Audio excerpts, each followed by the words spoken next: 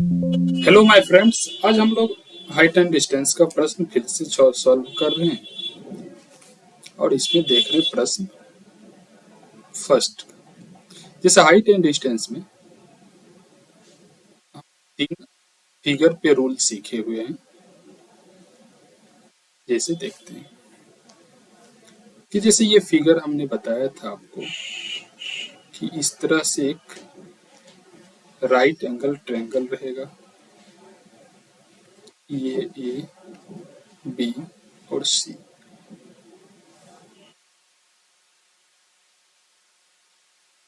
यदि इसको हम 30 डिग्री मान रहे हैं तो ये मेरा 60 होगा, क्योंकि समकोण त्रिभुज में ये हमेशा 90 डिग्री होता है। 30 के सामने वाला को यदि हम x मान रहे हैं तो 60 के सामने वाला मेरा x से √3 गुना हो जाएगा। यानी या इसको आप 1 मानिए तो ये 1 से √3 गुना हो जाएगा। यानी इसमें से आप कुछ भी मान सकते हैं, x या 1 कुछ भी। जैसे ये x है, ये x √3 है, तो ये हो जाएगा मेरा 2x। कैसे? तो देखिए, x square plus √3 into x का स्क्वायर करेंगे तो ये अंडर रूट में आ जाएगा, और ये √2x के बराबर। कैसे? जैसे एक्स स्क्वायर प्लस √3 एक्स का स्क्वायर हो जाएगा 3x, और ये अंडर रूट में आएगा तो ये आ जाएगा 4x अंडर रूट में, तो इसका वैल्यू हो जाएगा 2x। एक फिगर ये हुआ। दूसरा फिगर यदि हम देखें तो जिससे इसको लिए ए, बी और ये सी। यदि यहाँ पे हम 60 मान रहे हैं तो ये मेरा 30 होगा। 30। यदि इस 30 के सामने वाला को x, तो ये x√3 हो जाएगा। इसी तरह ये यदि हम एक फिगर में ये 45 मान रहे हैं, इसको यदि 45 मान लें, 45 मान लें, इसको यदि 45, तो ये भी मेरा 45। तो ये भुजा और ये भुजा दोनों बराबर होगी, यानी ये a होगा तो ये भी a, और इसका वैल्यू हो जाएगा ए स्क्वायर प्लस ए स्क्वायर अंडर रूट, तो ये आ जाएगा 2a स्क्वायर अंडर रूट, तो आ जाएगा a इंटू √2। ये इस तरह से ये आ जाएगा। अब देखते हैं हम कि एक राइट एंगल ट्रायंगल लेते हैं। यदि इसको हम ट्रिगोनोमेट्री फार्मूला पे बैठाएं तो कैसे? ए, बी और सी। देखिए, यदि इसको हम थीटा ले लिए तो और ये मेरा पी होगा, परपेंडिकुलर यानी लंब, इसको हिंदी में आप लंब कहते हैं, और इसको बेस यानी आधार, और ये हाइपोटेनियस यानी कर्ण। देखिए, तो इसमें एक हम लोग ट्रिक जानते हैं कि LAL KKA यानी लाल बट्टा कक्का, यानी ये जो होगा ये मेरा साइन थीटा, ये कॉस थीटा, और ये लास्ट वाला टेन थीटा होगा। कैसे? देखिए, L फॉर लंब, K फॉर कर्ण, यानी साइन थीटा का वैल्यू यदि हम ले तो होगा लंब बटा कर्ण। कॉस थीटा, ये कॉस थीटा लें, कॉस थीटा बराबर तो आधार बटा लंब, आधार बटा कर्ण, ये कर्ण हो जाएगा।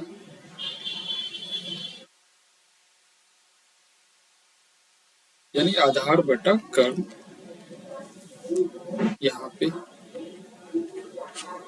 और यदि टेन थीटा का वैल्यू ले, टेन थीटा, तो ये हो जाएगा लंब बटा आधार, लंब बटा आधार। ठीक। अब देखिए, ये इस तरह से, इससे हम लोगों को ये फार्मूला प्राप्त हो गया। अब आते हैं, जैसे एक फिगर लिए हम यहाँ पे, ट्रायंगल ए बी और सी, यानी ये राइट एंगल ट्रायंगल, ये थीटा माने, तो साइन थीटा इक्वल टू हो जाएगा पी बटा एच, यानी यहाँ से यदि हम साइन थीटा का वैल्यू ले तो ये पी लंब बटे कर्ण यानी एच हो जाएगा। इसी तरह यहाँ पे सभी का फॉर्मूला हम लिख दिए। अब आते हैं प्रश्न पे, जिसे देखिए, कह रहा सूर्य का उन्नयन कोण क्या होगा, क्या होगा जब x मीटर ऊंचे खंभे की छाया की लंबाई x बटा रूट थ्री, यानी ये है आपका x बटा रूट थ्री, इस तरह से ये लिखा हुआ है। अब देखिए, जैसे एक हम यदि यहाँ पे ड्रॉ करते हैं फिगर, ये सूर्य का उन्नयन कोण पे क्या होगा जब इसकी छाया इसकी ऊंचाई से, ये ऊंचाई जो है मान लेते हैं x मीटर दिया हुआ, ऊंचाई x मीटर है, तो खंभे की छाया की लंबाई x बटा रूट थ्री है, यानी ये x बटा रूट थ्री है। अब देखिए, यदि ये मेरा 30 है, यदि हम मान ले इसको 30, तो देखिए 30 के सामने यदि x है तो ये तो 60 होगा, और 60 के सामने आपको पता है कि x बाय रूट थ्री हो जाएगा, यानी यहाँ से x बाय रूट थ्री इसका वैल्यू हो गया x, यहाँ से x नहीं होगा। देखिए, यदि हम इसको फिगर को फिर से ड्रॉ कर लें, जैसे कि एक हम फिगर लिए इस तरह से, और यहाँ सूर्य है, सूर्य है,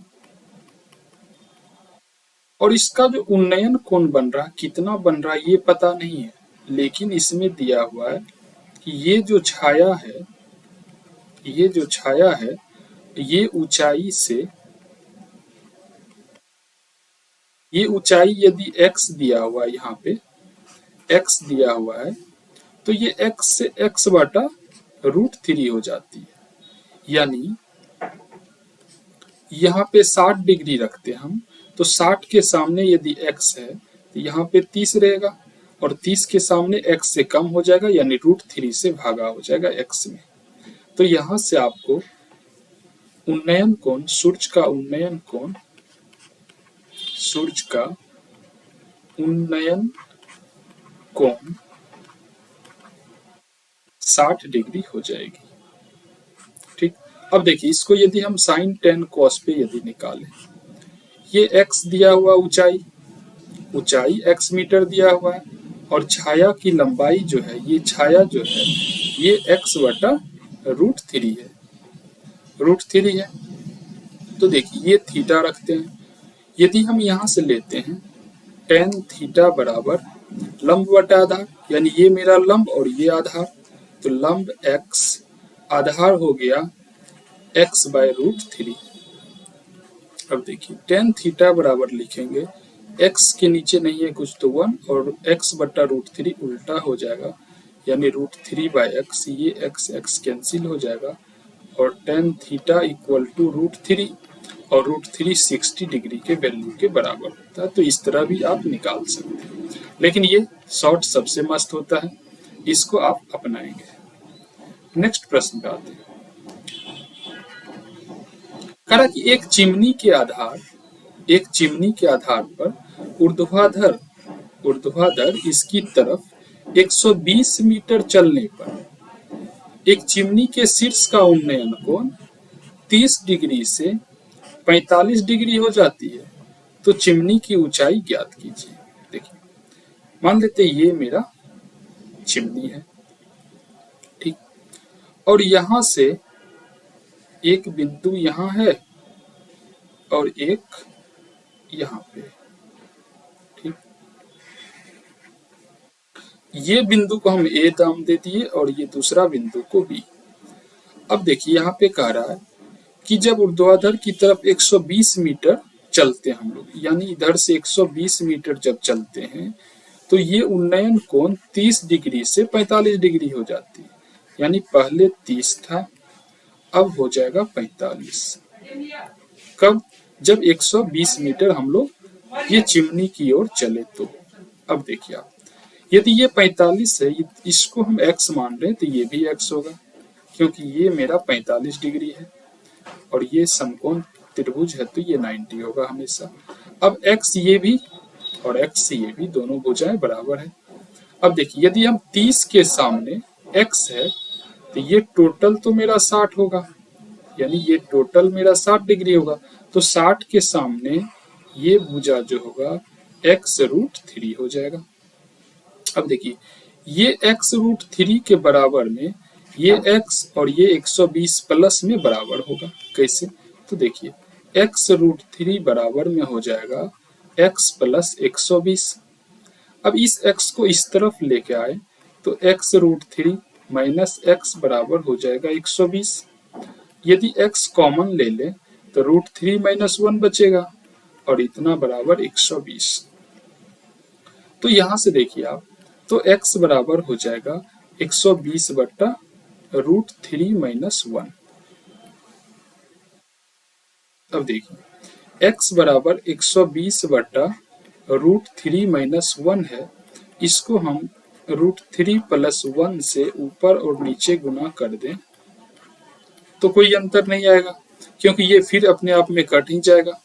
तो देखिए, √3 इंटू √3 और 1 इंटू 1, √3 इंटू √3 3 होता है, यानी 120 इंटू √3 प्लस 1 बाई यहाँ हो जाएगा 3 माइनस 1, 2 से ये देखिए 60 बार में कट जाएगा। तो x बराबर आ जाएगा 60 √3 प्लस 1। ये आपका आंसर आ जाएगा। नेक्स्ट में कह रहा है कि 20 मीटर लंबी सीढ़ी एक दीवार के शीर्ष से इस प्रकार लगी है कि सीढ़ी का आधार दीवार से 10 मीटर की दूरी पर है। सीढ़ी, देखिए ये सीढ़ी है, यानी सीढ़ी के द्वारा दीवार के साथ बना कोण ज्ञात करें। देखिए, मान लेते ये दीवार है मेरा और ये रहा सीढ़ी, ये रहा सीढ़ी, ये सीढ़ी रहा। अब देखिए, ये सीढ़ी की लंबाई दिया हुआ 20 मीटर और ये दीवार है, ये दीवार है, दीवार है, देखिए ये दीवार। अब देखिए, ये कह रहा है कि 10 मीटर की दूरी पर स्थित आधार के साथ ये जो सीढ़ी बनाया, ये इससे 10 मीटर की दूरी पर है। अब देखिए, ये मेरा लंब हुआ, ये आधार हुआ और ये कर्ण हुआ, कर्ण। तो आपको यदि यहां से बना कोण ज्ञात करना, ये एंगल, तो इससे कैसे हम प्राप्त करेंगे? या तो उस तरह से वैल्यू यहाँ पे हम अपने मन से भी रख सकते हैं, या इस तरह से, जैसे साइन थीटा, कॉस थीटा और टेन थीटा। देखिए, इस तीन चीज में हम देखेंगे कि आधार बटा लंब, आधार बटा कर्ण किस में है। तो देखिए, एल ए एल के ए, तो ये हुआ साइन, ये हुआ कॉस और ये हुआ टेन, ये साइन।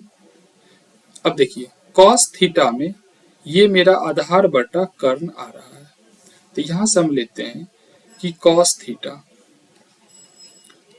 थीटा बराबर आधार बटा कर्ण।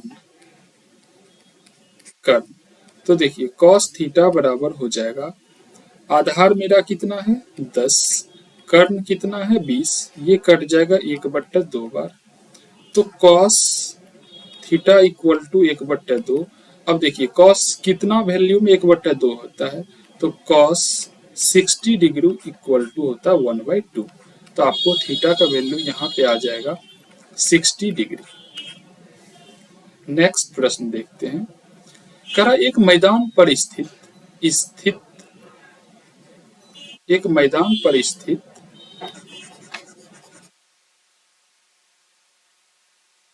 एक मैदान पर स्थित दो खंभों की ऊंचाई 6 मीटर तथा 11 मीटर है। यदि इनके पादों, देखिए ये पाद यानी आधार के बीच की दूरी 12 मीटर है, तो इनके शीर्षों के बीच की दूरी ज्ञात कीजिए। देखिए मैदान पर स्थित दो खंभा है, एक की लंबाई और दूसरी की लंबाई। देखिए एक की लंबाई है 6 मीटर, दूसरी की लंबाई है 11 मीटर, यानी ये यहाँ से यहाँ तक की लंबाई 11 मीटर। इसके यदि आधार को हम मिला दें तो आधार दिया हुआ 12 मीटर, आधार 12 मीटर।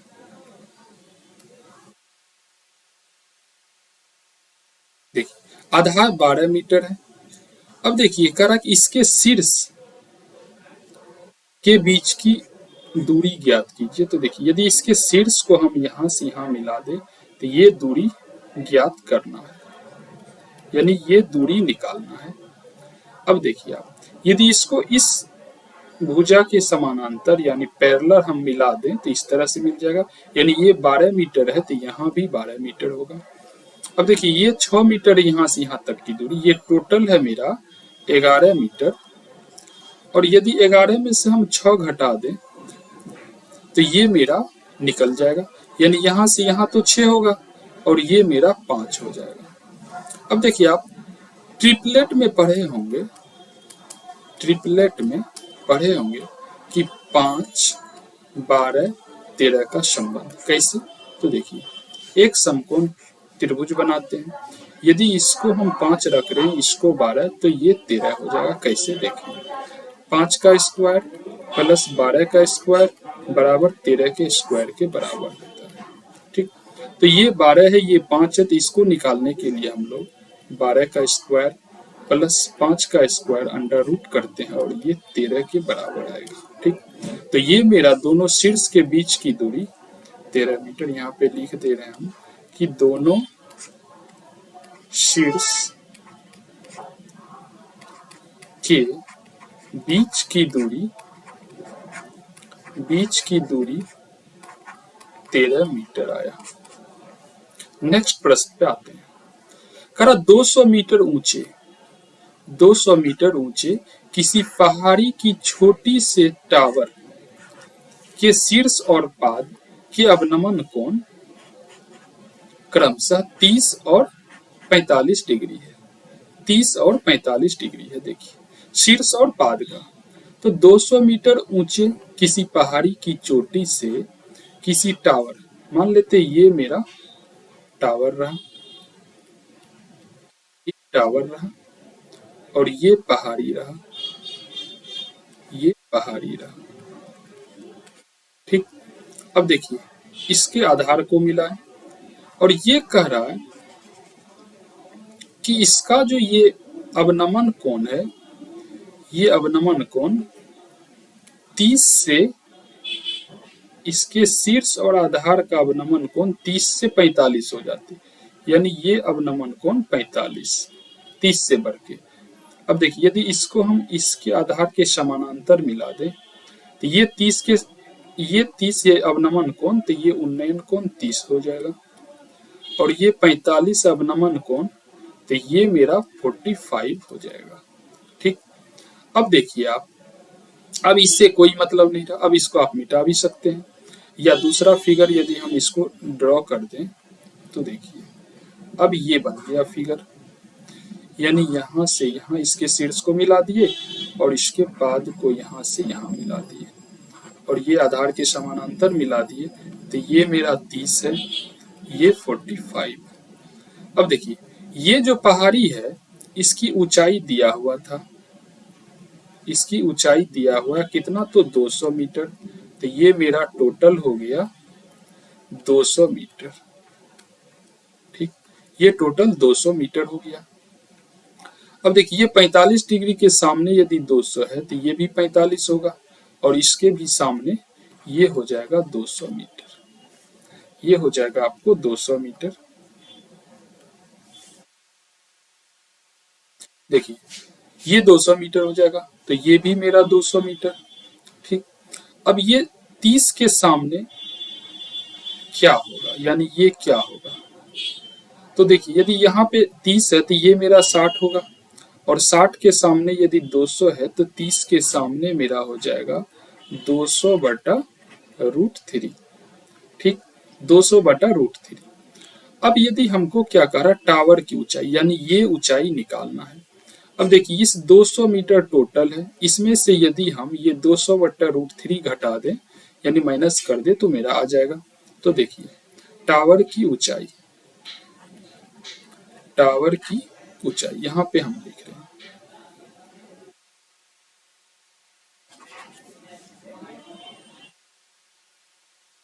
देखिए टावर की ऊंचाई यहाँ पे लिख रहे हैं। तो टावर की ऊंचाई हो जाएगा, यदि हम 200 मीटर में से, यानी ये कुल लंबाई में से ये इतना दूरी की लंबाई जो है इसको माइनस कर दे, यानी 200 बट्टा रूट थ्री को माइनस कर दे, ये टोटल 200 लंबाई में से 200 बट्टा रूट थ्री। देखिए यहां से आ जाएगा, आपको 200 कॉमन ले लेंगे तो 1 माइनस 1 बाय रूट थ्री, ये आपका ऊंचाई आ जाएगा। नेक्स्ट प्रश्न पे आते हैं। यहाँ पे कर किसी टावर के शीर्ष से इसके आधार के समानांतर एक सीधी रेखा, देखिए ये सीधी रेखा, यानी ये सीधी रेखा होगा,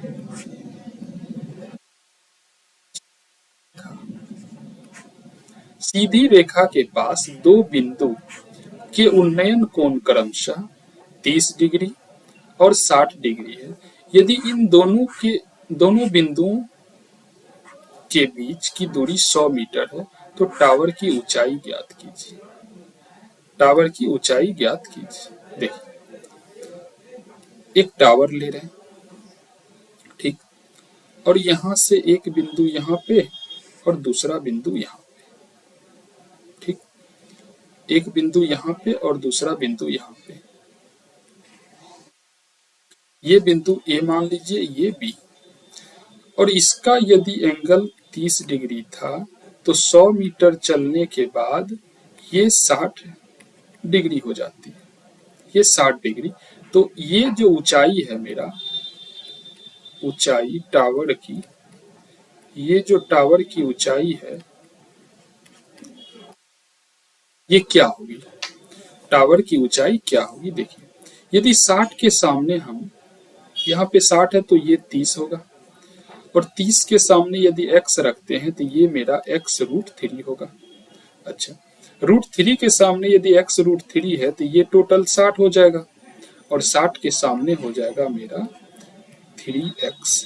अब इस 3x के बराबर में ये x प्लस 100 के बराबर हो जाएगा, तो यहाँ लिखते हैं 3x के बराबर में हो जाएगा x प्लस 100, तो x बराबर हो जाएगा 3x, और इस x को इधर लाए तो माइनस x बराबर 100, तो 2x बराबर 100, x बराबर 50।